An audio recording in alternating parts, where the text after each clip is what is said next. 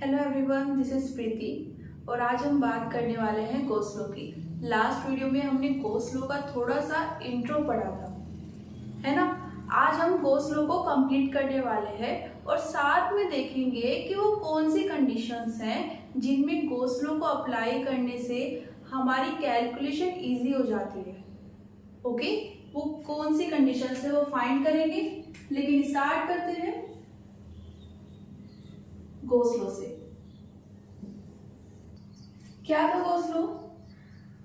हमारे पास एक closed surface है, ओके, और हम क्या देखना चाहते हैं, इससे कितना फ्लक्स पास हो रहा है।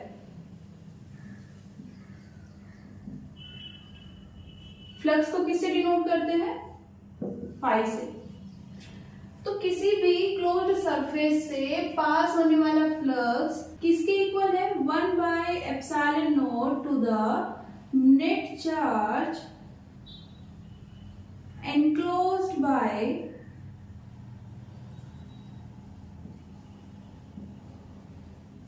the closed surface।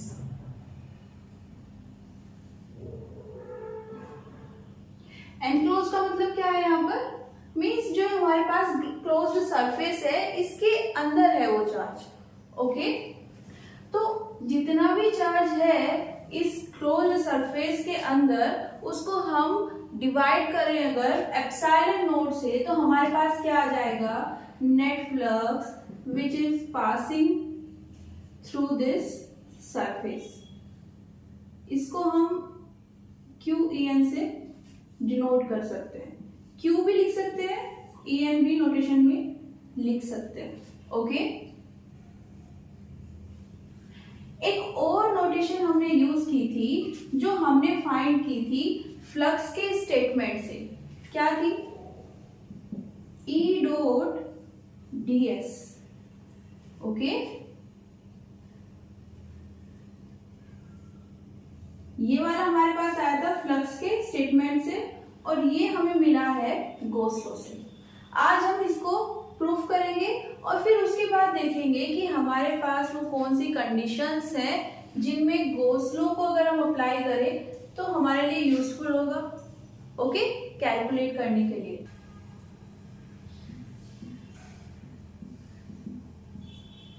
प्रूफ क्या करना है हमें? ये है हमारे पास फ्लक्स और ये किसके इक्वल होना चाहिए? Q enclosed by the closed surface divided by epsilon naught। Okay, ये हमें प्रूफ करना है।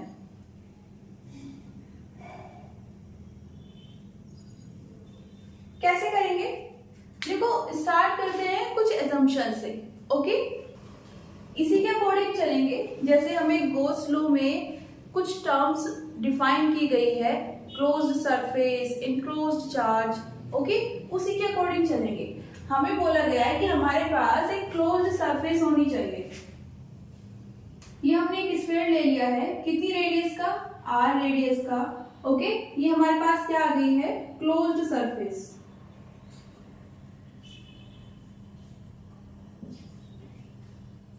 अब क्या करेंगे? एक चार्ज भी लेना है। Enclosed by this surface means इस स्फीयर के अंदर जो चार्ज है, एक ऐसा चार्ज कंसीडर करेंगे +Q। ओके, अब वो जो एजम्पशंस हमें मानने थे वो हमने मान लिए। एक हमारे पास चार्ज है, एक हमारे पास स्फीयर है R रेडियस का और इसके सेंटर पर हमने लिया है +Q चार्ज।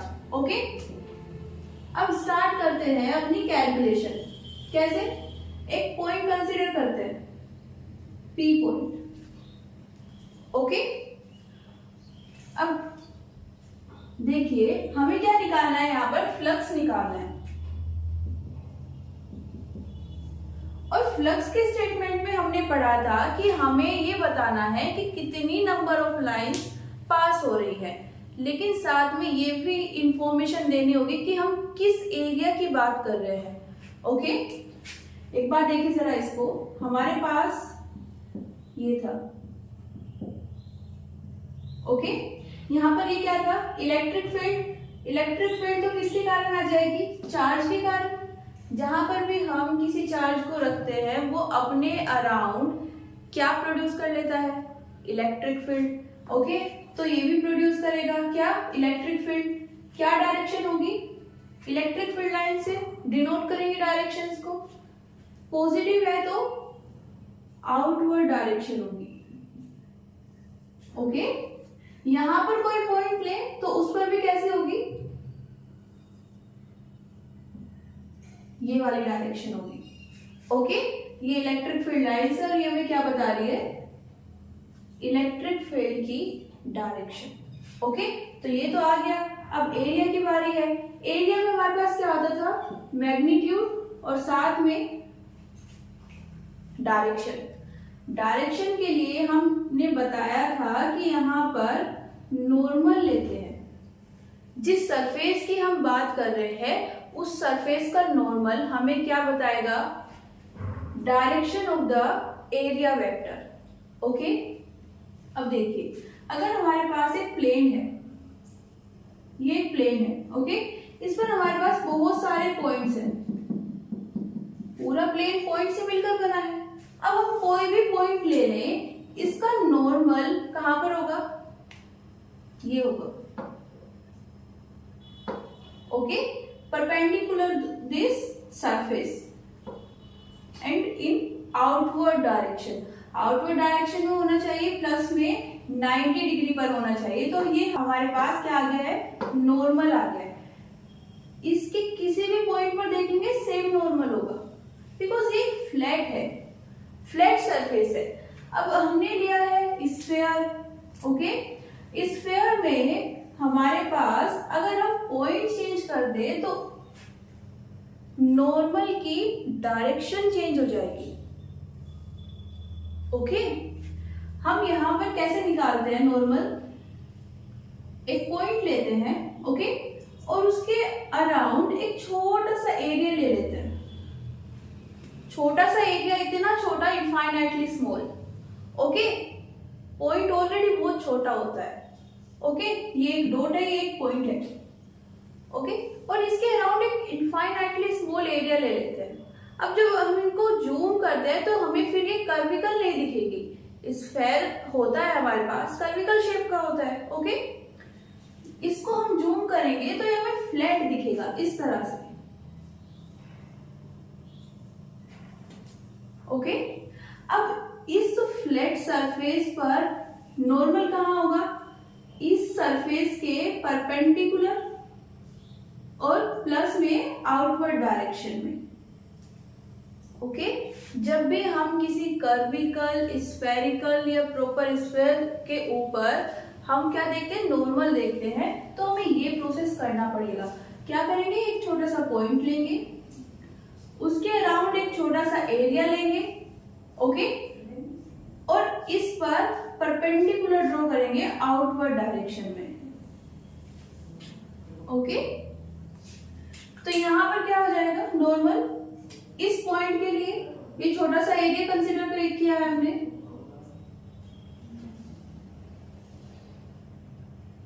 ये हो जाएगा नॉर्मल। ओके, अपने इस पॉइंट पर आते हैं। ये तो हमने देखने के लिए लिया था। इस पर एक छोटा सा एरिया लेते हैं। क्यों, क्योंकि हमें क्या करना है, नॉर्मल फाइंड करना है। पॉइंट टू पॉइंट चेंज हो जाएगा क्योंकि हमारे पास स्फीयर है, तो हम सिर्फ इस पॉइंट पर देखेंगे। उसके लिए छोटा सा एरिया लिया है और नॉर्मल क्या होगा, इस डायरेक्शन में। ओके, तो अब देखिए यहां पर मेरे पास ये जो एरिया है ये इस पूरे स्फीयर का नहीं है।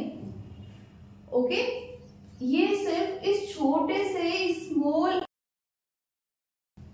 एरिया एलिमेंट का एरिया है। क्या एरिया एलिमेंट है, ds। ओके,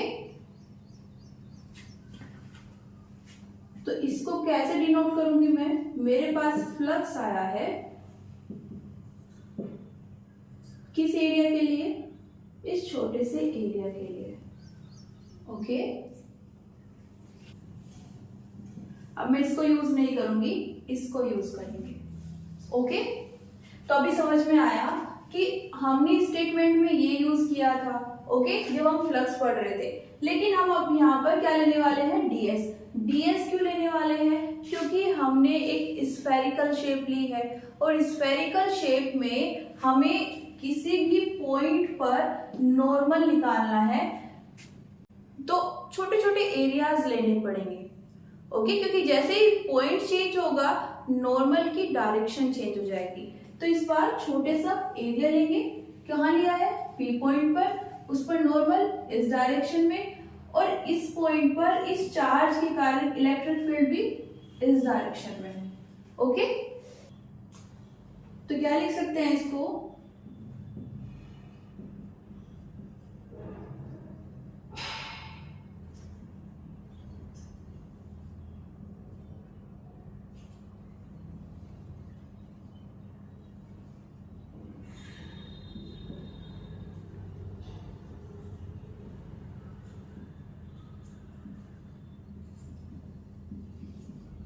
कितना हो जाएगा, equals to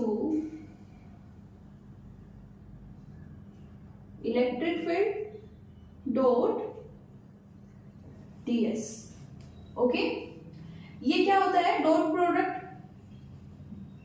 A dot B equals to A B cos theta, ये फॉर्मूला होता है हमारे पास, ओके। इसको यहां पर अप्लाई करते हैं तो क्या लिख सकते हैं, E का मैग्नीट्यूड, ds वेक्टर नहीं है मतलब मैग्नीट्यूड है ना, E का मैग्नीट्यूड, ds का मैग्नीट्यूड और साथ में कोस थीटा। अब यहां पर थीटा क्या है,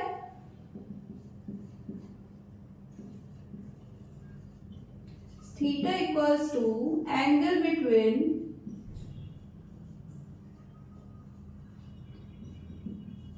इलेक्ट्रिक फील्ड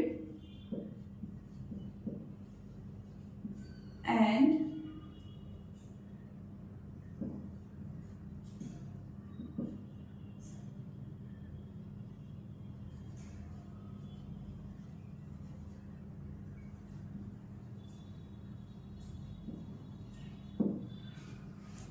ओके। हमारे पास जो हमने ये इनफाइनाइटली स्मॉल एरिया वेक्टर लिया है ds, और ये जो इलेक्ट्रिक फील्ड है इसके बीच का एंगल, उसको हम क्या शो करेंगे, किससे शो करेंगे, थीटा से। यहाँ पर कितना है, देखिए ये हमने नॉर्मल ड्रॉ किया था इस एरिया एलिमेंट के लिए P पॉइंट पर, और ये हमारे पास इलेक्ट्रिक फील्ड थी। इलेक्ट्रिक फील्ड किसके कारण आई थी, इस Q के कारण, ओके। Q चार्ज है तो इसके कारण यहाँ पर इलेक्ट्रिक फील्ड आई थी। दोनों के बीच में डायरेक्शन क्या है, दोनों सेम डायरेक्शन में है ना, दोनों सेम डायरेक्शन में है, मींस इनके बीच में एंगल कितना है, 0, थीटा इक्वल्स टू 0।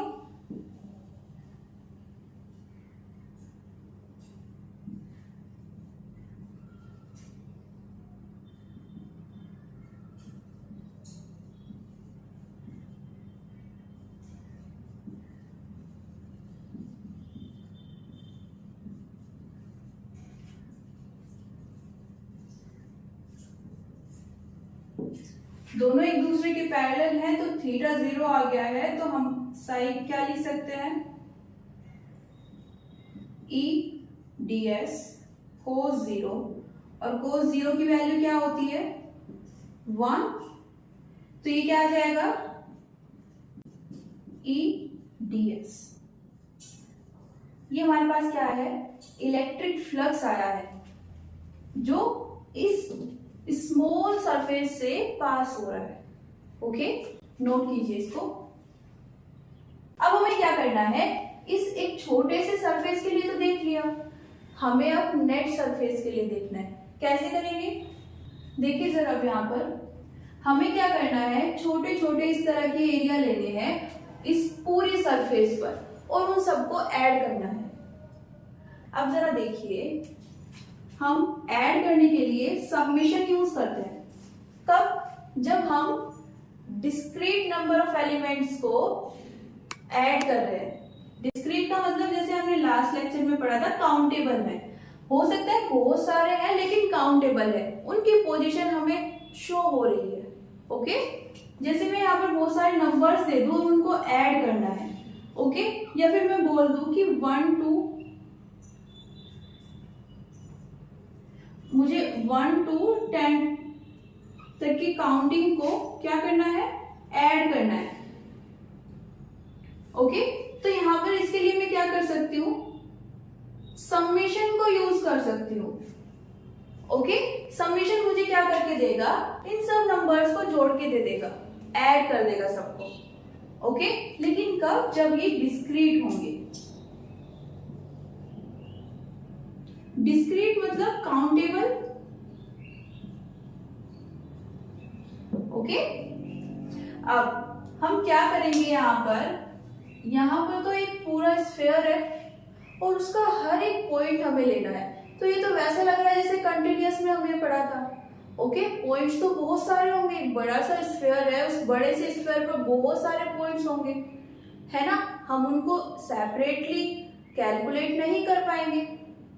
ओके, तो उसके लिए हम क्या करेंगे, वहां पर हम इंटीग्रेशन यूज करते हैं। किसके लिए, कॉन्टिन्यूअस सिचुएशंस के लिए। हमारे पास यहाँ पर भी क्या है, इनफाइनाइटली स्मॉल। इनफाइनाइटली स्मॉल मतलब लगभग 0 के इक्वल ये सरफेस है। ओके, इस सरफेस का जो सरफेस एरिया है वो लगभग 0 है। इतना छोटा हमने ये सरफेस लिया है। ओके, और आइडिया लगा भी सकते हैं, छोटा सा पॉइंट है। पॉइंट कितना होता है, डॉट के जितना, उसका खुद का कोई शेप एंड साइज नहीं होता है। ओके, पॉइंट को कैसे हम डिफाइन करते हैं, जिसका कोई शेप एंड साइज नहीं है, एक डॉट से हम उसको शो करते हैं। ओके, और इसके अराउंड हमने छोटा सा एरिया लिया है, क्या है वो, इनफाइनाइटली स्मॉल है। अब ऐसे ही हमें सारे पॉइंट्स के लेने हैं, जितने भी पॉइंट्स इसके ऊपर, स्फीयर के ऊपर अवेलेबल है। तो हम क्या करेंगे, सिंपल इंटीग्रेशन यूज करेंगे। क्या बोलेंगे, नेट फ्लक्स इंटीग्रेट करेंगे EDX। अब यहाँ पर हम क्या कर रहे हैं, हम ये इंटीग्रेशन इस सरफेस के अलोंग कर रहे हैं। ओके, तो इसके लिए हम एक सर्कल लेते हैं। मीन्स हमारे पास एक क्लोज्ड सरफेस है और उस सरफेस के अलोंग जितने भी पॉइंट्स हैं और उनके अराउंड जितने भी छोटे छोटे एरियाज हैं, हम उन सबको क्या कर रहे हैं, इंटीग्रेट कर रहे हैं। ओके, अब क्या करेंगे, यहाँ पर इंटीग्रेट हम सिर्फ उसको करते हैं जो चेंज हो रही है। जो कांस्टेंट होती है उसको हम इंटीग्रेशन से बाहर निकाल देते हैं। यहाँ पर पहले इलेक्ट्रिक फील्ड देख लेते हैं, बिकॉज इसका तो हमें पता है कि ds एक एरिया एलिमेंट है जो चेंज हो रहा है। ओके, अलोंग द सरफेस हम अलग अलग एलिमेंट्स को ले रहे हैं और उनको ऐड कर रहे हैं। इसके बारे में हमें नहीं पता है इलेक्ट्रिक फील्ड कहाँ से आई है, इस प्लस क्यू के कारण। ओके, और कहाँ पर है ये, इस P पॉइंट पर। तो क्या फॉर्मूला होता है, electric field at a point P due two plus Q charge. क्या लिखते हैं हम, E इक्वल्स टू के क्यू बाय आर स्क्वायर से। K को ना लेकर हम ले सकते हैं 4 पाई एप्सिलॉन नॉट। ओके, यहां पर Q क्या है, प्लस Q। ओके, और R क्या होता है, जो हमारे पास चार्ज है उसकी पॉइंट से डिस्टेंस। यहां पर कितनी है, ये R है, तो ये हमारे पास इलेक्ट्रिक फील्ड की वैल्यू आ जाएगी। ओके, अब जरा देखिए हम क्या कर रहे हैं, सरफेस के ऊपर जितने भी पॉइंट्स हैं हम उनको कंसीडर कर रहे हैं। ओके, एक बॉल है, उसके सरफेस पर जितने भी पॉइंट्स हैं हम उनको कंसीडर कर रहे हैं। तो सेंटर पर जो चार्ज रखा है उससे उन सभी पॉइंट्स की डिस्टेंस कितनी होगी, R होगी। देखिए यहाँ पर मैं सपोज यहाँ पर कोई पॉइंट ले लूं, यहाँ पर या फिर यहाँ पर किसी भी जगह पे, इस सरफेस के ऊपर, है ना। सबसे डिस्टेंस कितनी है ये, r डिस्टेंस है, स्मॉल r रेडियस है, सेम होगी। ओके, तो ये वाली चीज कांस्टेंट है, r कांस्टेंट है, ये वाला हमने पहले से कांस्टेंट रखा हुआ है, चार्ज हमने एक बार रख दिया, हम उसको चेंज नहीं करेंगे, और ये वाली टर्म तो ऑलरेडी कांस्टेंट होती है। ओके, मींस यहाँ पर जो इलेक्ट्रिक फील्ड है वो कैसी है, कांस्टेंट है। ओके, तो ये इक्वेशन 1 और E की वैल्यू इक्वेशन 1 में रखते हैं। Okay, Q by 4 pi epsilon naught R square, integrate करेंगे ds को।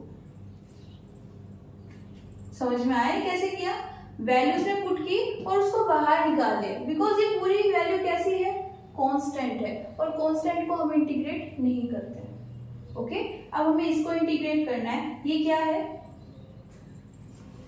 हमारे पास स्फीयर है। ओके, छोटा सा एलिमेंट लिया है ds, अब हम इसको इंटीग्रेट कर रहे हैं इस स्फीयर की सरफेस के अलोंग। ओके, इंटीग्रेट करने से हमारे पास क्या आ जाएगा, इस सरफेस का नेट एरिया। ओके, स्फीयर का सरफेस एरिया कितना होता है,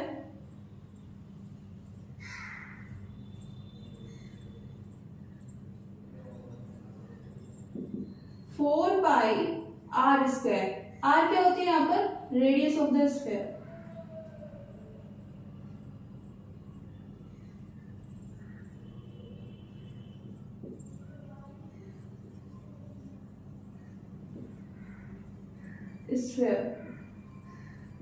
ओके, अब हम जब इसको इंटीग्रेट करेंगे तो हमारे पास क्या आ जाएगा, नेट एरिया ऑफ स्फीयर, और वो इसके अकॉर्डिंग कितना होगा,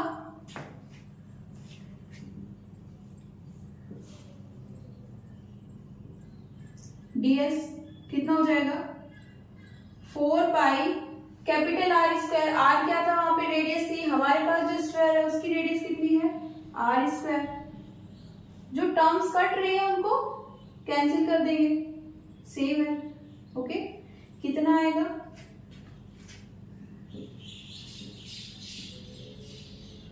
Q by epsilon not. Okay, ये हमारे पास क्या है, net flux.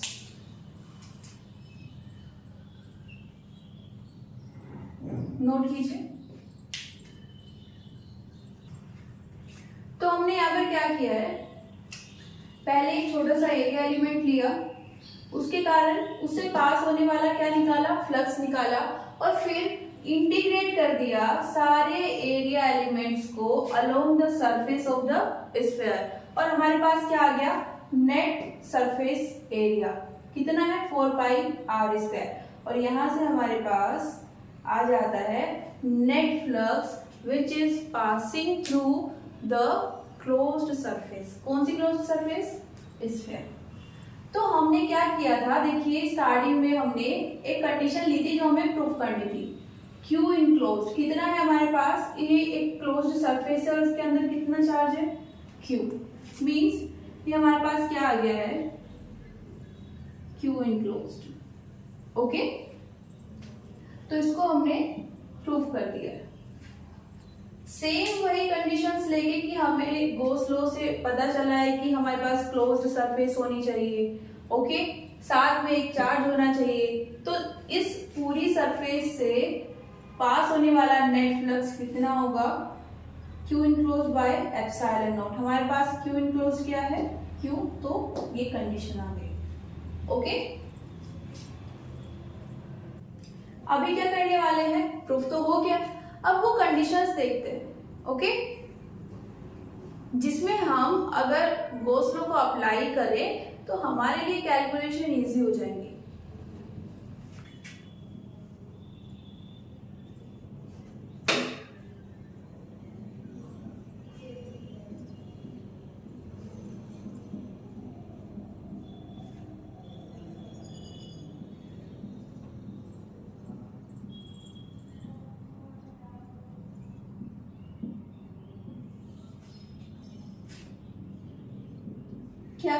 First point,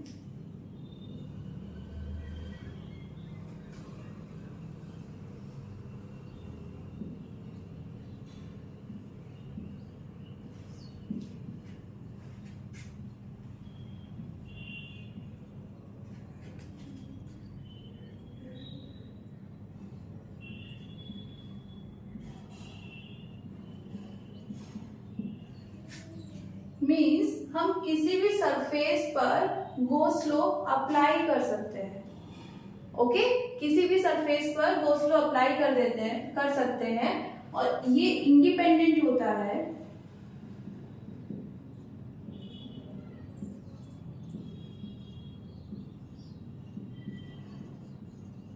from the shape and size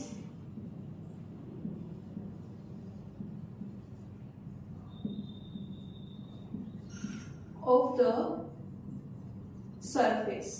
okay, हमने सरफेस किस शेप के लिए है, किस साइज के लिए है, इस पर गो स्लो डिपेंड नहीं करेगा। कोई भी सरफेस है, किसी भी शेप एंड साइज की है, हम उस पर गो स्लो अप्लाई कर सकते हैं। ओके, लेकिन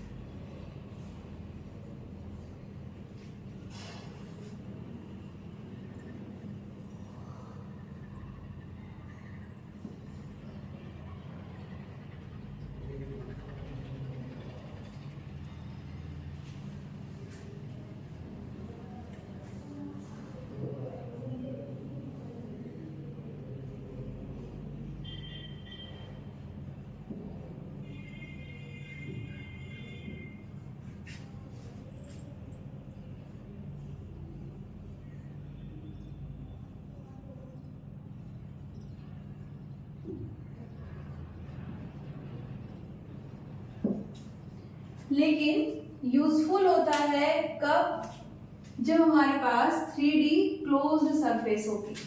ओके, मींस ऐसी सरफेस जिसको ड्रॉ करने के लिए, विजुअलाइज करने के लिए हमें 3 डायमेंशन की जरूरत पड़े और साथ में ये वाली सरफेस सिमेट्रिक होनी चाहिए about the closed charge, enclosed charge. Okay, देखिए समझते हैं जरा इसको।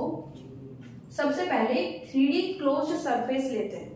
ओके, क्या हो सकती है क्लोज्ड 3D सरफेस? स्फीयर, अभी हमने यूज भी किया है उसको, फिर से देखते हैं। ये हमारे पास एक 3D क्लोज्ड सरफेस आ गई। ओके, अब इन्होंने बोला है कि ये सिमेट्रिक होनी चाहिए about the enclosed charge. Okay, suppose मैंने यहाँ पर सेंटर पर एक बॉल विजुअलाइज कर सकते हो। ओके, उसके सेंटर पर एक चार्ज रखा है। अब चार्ज की नेचर होती है, अगर ये पॉजिटिव है तो ये एवरी पॉसिबल डायरेक्शन में क्या करता है, इलेक्ट्रिक फील्ड लाइंस ओरिजिनेट करता है। ओके, अगर मैंने इसके सेंटर पर एक पॉजिटिव चार्ज रख दिया है, स्फीयर के सेंटर पर, ओके, बॉल को विजुअलाइज करें तो उसके सेंटर पर, तो क्या होगा, ये इलेक्ट्रिक फील्ड लाइंस ड्रॉ होंगी।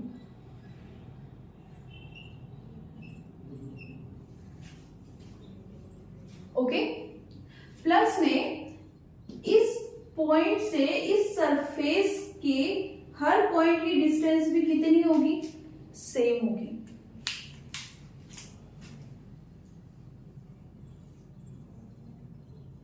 Each and every point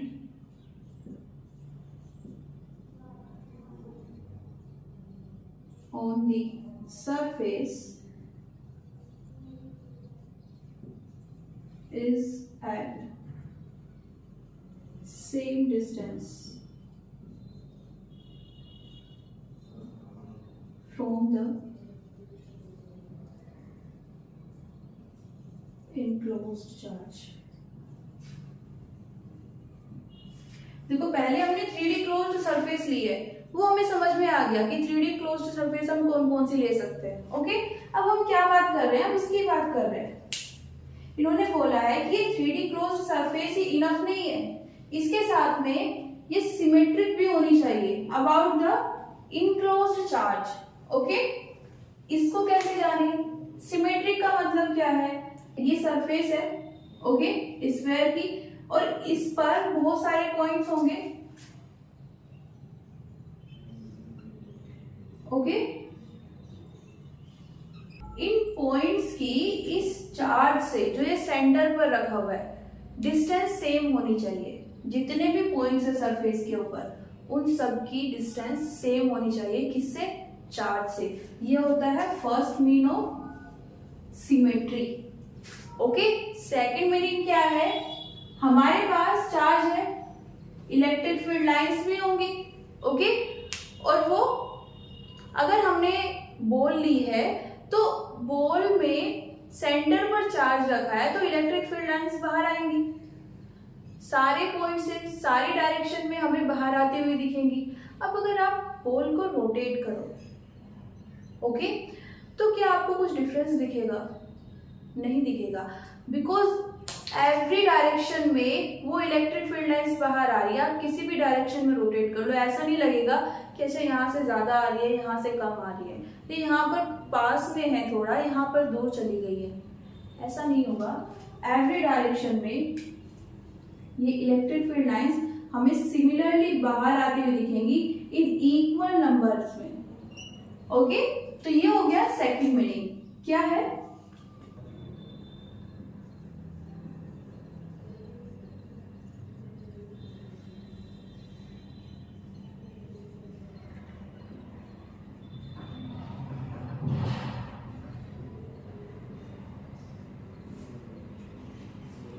each and every direction और ओरिएंटेशन।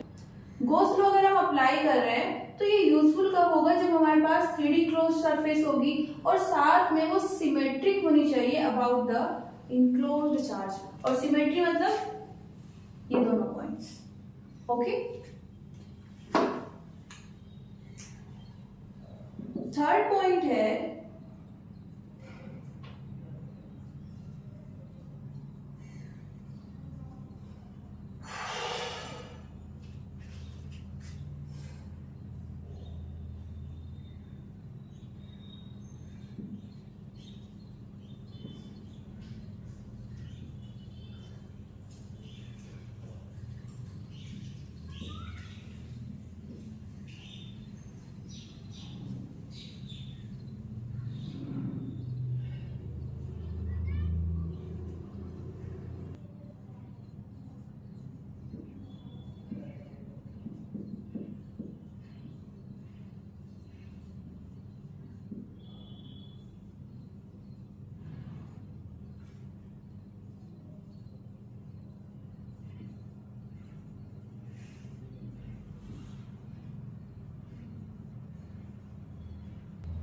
इस पॉइंट के अकॉर्डिंग हम कुछ सिचुएशंस में एक इमेजिनरी सरफेस कंसीडर करेंगे। इसके बाद हम जब एप्लीकेशन करेंगे तो वहां पर आपको और ज्यादा अच्छे से समझ में आ जाएगा कि हम किस इमेजिनरी सरफेस की बात कर रहे हैं और किन कंडीशंस में हमें उनकी जरूरत पड़ती है। ओके, फिलहाल इसको समझते हैं कि ये सरफेस होती कैसी है। ये एक इमेजिनरी सरफेस है, ओके, एक्चुअल में एग्जिस्ट नहीं करेगी। ये एक इमेजिनरी सरफेस है जिसको हम चूज करते हैं, हम सेलेक्ट करते हैं, हम ड्रॉ करते हैं, ओके। और इसको क्या बोलते हैं? Gaussian surface. सेकंड, ये किसी भी शेप एंड साइज की हो सकती है, ओके, लेकिन should not be passed through any discrete charge। किसी भी चार्ज से पास नहीं होनी चाहिए। क्यों नहीं होनी चाहिए? देखिए, हमने अभी बोला कि हमारे पास जो सरफेस होती है वो सिमेट्रिक होनी चाहिए अबाउट द चार्ज। अगर हम कोई एक स्फेरिकल सरफेस ही ले लें, हमने बोला कि ये एक गॉसियन सरफेस है, किसी भी शेप एंड साइज की हो सकती है, हम खुद से सिलेक्ट कर दे तो हमने कहा कि हमने ये एक गॉसियन सरफेस ले ली है, ओके ओके। अब इन्होंने बोला है डिस्क्रीट चार्ज के बारे में, मींस काउंटेबल है, उसकी पोजीशन हमें पता है, तो हमने बोला कि ठीक है हम पास कराते हैं। ये मैंने एक प्लस क्यू चार्ज ले लिया है, अकेला है, काउंटेबल है, क्या बोलेंगे इसको, डिस्क्रीट चार्ज। ओके, इससे मैंने गॉसियन सरफेस को पास करा दिया है। ओके, क्या अब मैं गॉस लॉ अप्लाई कर सकती हूँ? नहीं कर सकती हूँ। क्यों? क्योंकि मैंने ये गॉसियन सरफेस 3D क्लोज्ड तो बना ली है, लेकिन सिमेट्रिक नहीं है चार्ज के अराउंड। कैसे? यहां से इस पॉइंट की डिस्टेंस कितनी है? सपोज ये रेडियस है r, तो ये डिस्टेंस कितनी हो जाएगी? 2r। ओके, इस पॉइंट की डिस्टेंस कितनी है? सबकी चेंज हो गई ना। यहां पर कोई पॉइंट है, उससे डिस्टेंस कितनी है? ये P पॉइंट हम इस सरफेस पर अलग अलग जगह पर ले सकते हैं। यहां पर क्या हो रहा था, हम कहीं पर भी ले रहे थे, डिस्टेंस सबसे इक्वल आ रही थी। यहां पर ऐसा नहीं होगा, बिकॉज इस बार हमने क्या कर दिया है कि ये जो सरफेस है इसको चार्ज से पास करा दिया है। ओके, तो यहाँ पर हम पहला ही पॉइंट नहीं कंप्लीट कर पाएंगे। सिमेट्री का मतलब क्या होता है कि डिस्टेंस सेम होनी चाहिए सरफेस पर जितने भी पॉइंट्स हैं उनसे। नहीं हो रहा है। दूसरा भी देखते हैं, ये पॉजिटिव चार्ज है, अब ये क्या करेगा, इलेक्ट्रिक फील्ड लाइंस को जनरेट करेगा।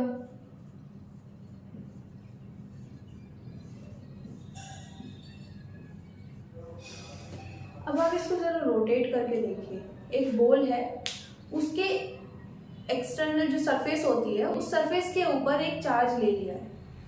अब कुछ इलेक्ट्रिक फील्ड लाइंस तो उसके अंदर से जाएंगी और कुछ उसके बाहर से जाएंगी। उसको रोटेट करोगे।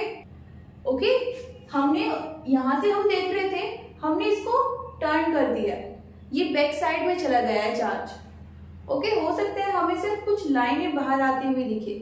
वो जो सिमेट्रिक डिस्ट्रीब्यूशन की हम बात कर रहे थे कि किसी भी एंगल पर आप रोटेट कर लीजिए, कहीं पर भी टिल्ट कर दीजिए, किसी भी डायरेक्शन से देख लीजिए, ये जो इलेक्ट्रिक फील्ड लाइंस का डिस्ट्रीब्यूशन है ये आपको सिमिलर दिखेगा। वैसा इस बार नहीं होने वाला है। ओके, इसलिए बोला है कि हम डिस्क्रीट चार्ज है अगर, तो वो इस गॉसियन सरफेस से पास नहीं होना चाहिए। ओके, ये गॉसियन सरफेस उस चार्ज से पास नहीं होनी चाहिए। अच्छा, ये तो डिस्क्रीट चार्ज के बारे में हुआ। कॉन्टिन्यूअस चार्ज के बारे में क्या?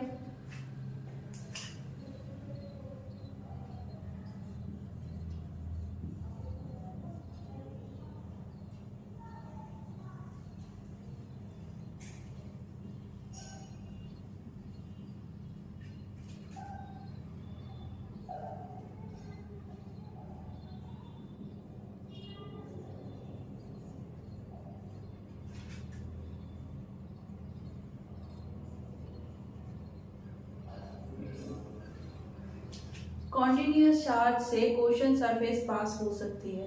कैसे हो सकती है? देखिए, जब हम कॉन्टिन्यूअस चार्ज की बात करते हैं तो वो कहाँ पर डिस्ट्रीब्यूट होता है? वो सरफेस के ऊपर डिस्ट्रीब्यूट होता है। ओके, उसके अंदर नहीं होगा, वो सरफेस के ऊपर डिस्ट्रीब्यूट होगा। तो एक तो केस ये है, इसको नोट कर लीजिए एक बार। सेम एग्जांपल से समझते हैं।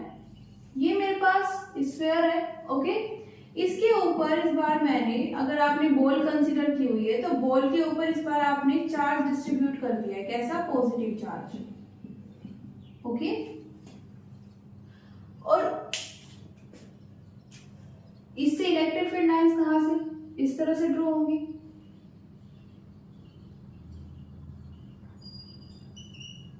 एवरी पॉसिबल डायरेक्शन में। ओके, समझ आया ना? इस बार मैंने जो बॉल की जो सरफेस है उसके ऊपर मैंने चार्ज डिस्ट्रीब्यूट कर दिया है। तो अब सरफेस से इलेक्ट्रिक फील्ड लाइंस हमें निकलती हुई दिखेंगी। ओके, पहले वो कहां से जनरेट हो रही थी? सेंटर पर चार्ज रखा था, तो इस चार्ज से, सेंटर वाले चार्ज से जनरेट हो रही थी। अब चार्ज कहाँ है? इस पूरी सरफेस के ऊपर है। तो हमें ऐसा लगेगा जैसे ये इलेक्ट्रिक फील्ड लाइंस कहां से जनरेट हो रही है? उस सरफेस से जनरेट हो रही है, आउटवर्ड डायरेक्शंस में। ओके, अब अगर मैं एक गॉसियन सरफेस लेती हूं, ये वाली,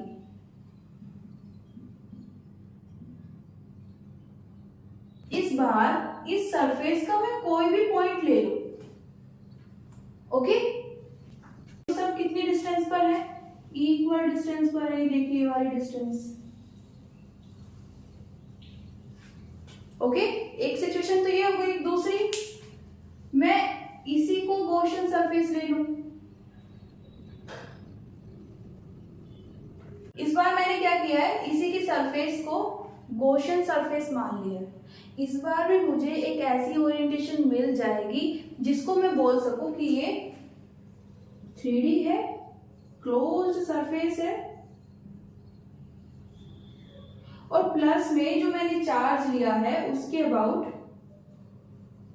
सिमेट्रिक है। पॉइंट ये है कि कॉन्टिन्यूअस चार्ज अगर हमारे पास है तो गॉसियन सरफेस उससे पास हो सकती है, हमें सिमेट्रिक सिचुएशन मिल जाएगी, ओके।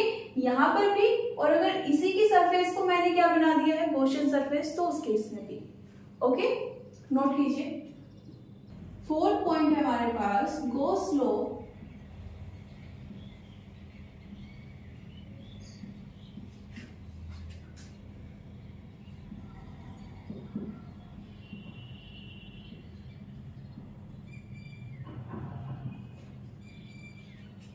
इनवर्स स्क्वायर लो, ओके। इनवर्स स्क्वायर लो के बारे में हम पहले भी पढ़ चुके हैं, जिसमें हमारे पास ये वाली कंडीशन आती है, हमारे पास f है या e है, वो डायरेक्टली प्रोपोर्शनल होता है 1/r² के। इसको हम क्या बोलते हैं, जब कोई भी क्वांटिटी 1/r² के डायरेक्टली प्रोपोर्शनल होती है तो हम उसको क्या बोलते हैं, इनवर्स स्क्वायर लो, ओके। क्वांटिटी कुछ भी हो सकती है, electric field, force, okay. Gauss law भी इस इनवर्स स्क्वायर लॉ को फॉलो करता है।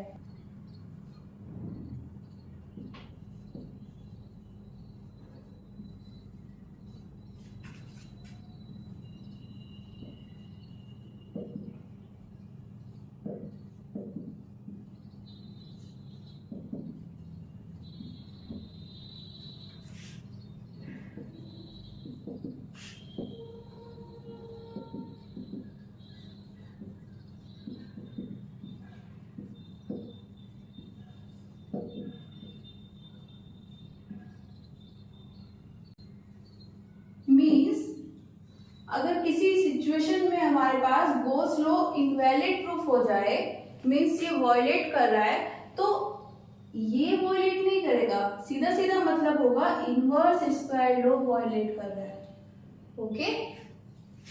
नेक्स्ट पॉइंट है हमारे पास,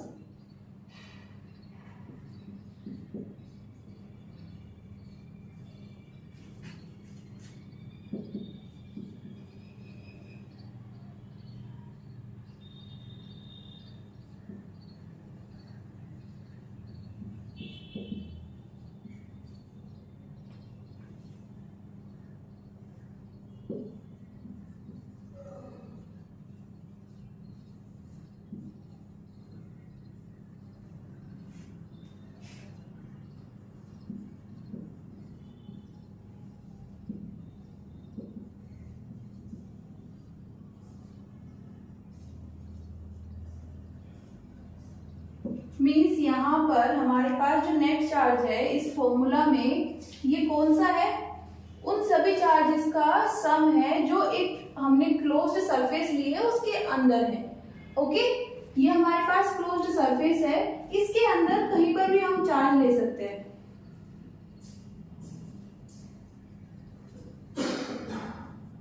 और इन सब का जो नेट सम होगा वो कितना आ जाएगा, Q, जिसको हम Q इनक्लोज बोलते हैं। इस सरफेस के अंदर जो इनक्लोज्ड चार्ज है, अगर कोई चार्ज बाहर है तो उन चार्जेस को हम ऐड नहीं करेंगे, ओके, इनको छोड़ देंगे। तो यही कह रहा है ये वाला पॉइंट, हमारे पास जो Q होता है वो किसका सम होता है, जो क्लोज्ड सरफेस के अंदर है, ओके। नेक्स्ट पॉइंट है और लास्ट पॉइंट,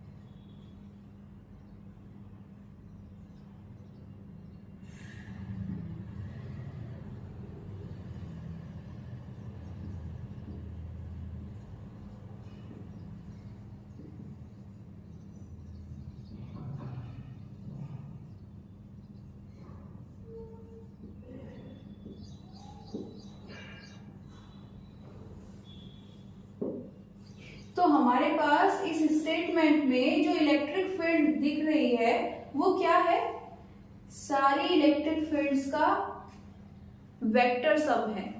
ओके, किनके कारण, जो हमारे पास चार्जेस है। सपोज ये वाले चार्ज है हमारे पास।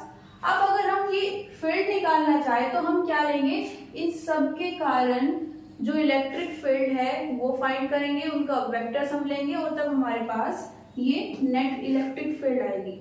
ओके, चार्ज अंदर है, इसके ऊपर है या फिर बाहर है, सभी इलेक्ट्रिक फील्ड्स को ऐड करेंगे और अपनी नेट इलेक्ट्रिक फील्ड निकालेंगे। ओके, तो ये थी कुछ पॉइंट्स जो हमें याद रखने होंगे जब हम गॉस लॉ अप्लाई कर रहे हैं। और ये सब किस लिए है, जिससे हम गॉस लॉ को अप्लाई करके अपनी कैलकुलेशन को इजी कर सके, सिंप्लीफाई कर सके। ओके, अदरवाइज फ्लक्स तो हम यहाँ से भी निकाल सकते थे, एक स्टेटमेंट मिल तो गया था हमें। हमने ये क्यों पढ़ा, क्योंकि यहाँ पर हमें कैलकुलेशन नहीं करनी पड़ेगी ज्यादा। ओके, जो कंडीशंस हमें चाहिए अगर वो हमारे पास हैं तो हम इजीली फ्लक्स निकाल सकते हैं। कैसे, हमें इंटीग्रेशन करने की जरूरत नहीं है। सिंपली हम क्या लेंगे, एक चार्ज जो उसके अंदर इनक्लोज्ड है सरफेस के अंदर। ओके, सरफेस कैसी होनी चाहिए, 3D closed surface. Okay, note कीजिए पॉइंट्स।